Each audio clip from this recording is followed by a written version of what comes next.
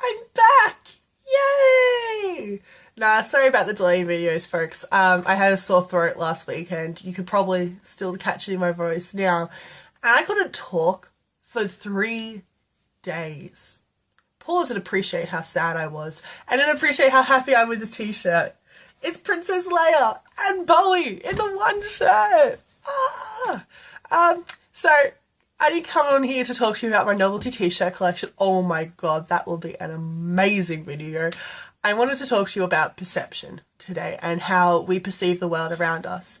And I'm going to quickly touch on some science before going into one of my favourite Pixar movies of all time. And I think it's really interesting because the science behind it, I was recently at Questacon in Canberra, and I looked at, I went to a lecture for 45 minutes, it was all ages, on perception, and it was looking at the science behind how people see colours and how we use the context around us to build meaning in how we see and understand the world around us. For instance, I have a green towel behind me on the wall. How I see the colour green is always going to be completely different to the way you see the colour green. It's the exact same towel, but based on the way that our rods and cones in our mind processes the information, our understanding of the colour green will always be different. And I think that's pretty freaking cool, you know what I mean? And so, the science is really interesting in this field, and I definitely think you should Google that some more. But what I really wanted to talk about was the movie Inside Out. Came out a few years ago, so hopefully you've all seen it. If not, spoiler alert. But it's one of my favourite movies of all times. And I think the reason that is because it helped me understand emotions on a different level to my entire psychology degree. Let's think about that. 90 minutes kids film, psychology degree, and guess which one won? Well done. Anyway, I really liked this one particular scene, and it was in the trailers and stuff. You've probably all seen it. It was the dinner scene where you had the mum, the dad, and Riley, the little girl, arguing about what to have for dinner and stuff. And you looked inside their minds and you saw that they all were controlled by 5 emotions: anger, happiness, sadness, disgust, and fear.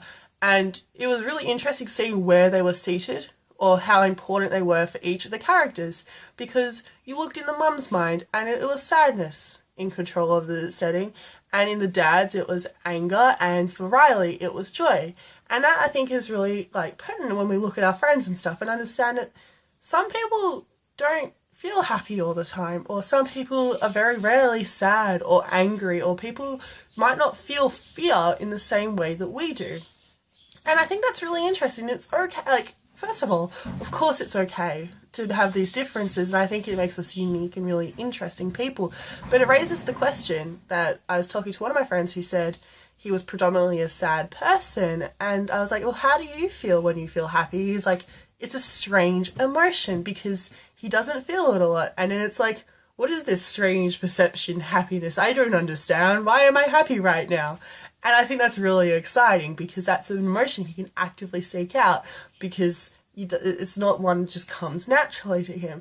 As a predominantly happy person, I freak out when I feel sad. I'm like, what do you mean I'm not happy? I'm a happy person. What is this sadness? How do I cope? What am I doing? And then I end up in a fetal position crying because I'm like, sadness, why you do this? And it may seem ridiculous to you, and it is just a tiny bit, but I think it's really fascinating how we can go our entire lives and just have this one kind of mindset and this one predominant emotion, and that's how we perceive the world around us. But a happy person goes into a party or into a cafe or into an exam, they're going to react completely different to the same person who's always afraid. If the person's afraid who goes into a party, at a cafe, an exam, they're going to feel completely different. And I always found that idea that how we perceive things and how the lens that we see the world in around us can completely interpret the same event, the exact same event, in 2 completely different ways. And I think that's important to remember when we're hanging out with friends, or when we're getting into an argument, or when we're, just going to the shops. How we see the world is completely different to everyone else, and it's unique. And it is beautiful, and it's so interesting trying to understand yourselves and other people's minds better. Anyway, that's all for me. I hope you guys have a lovely weekend, and I will see you all soon.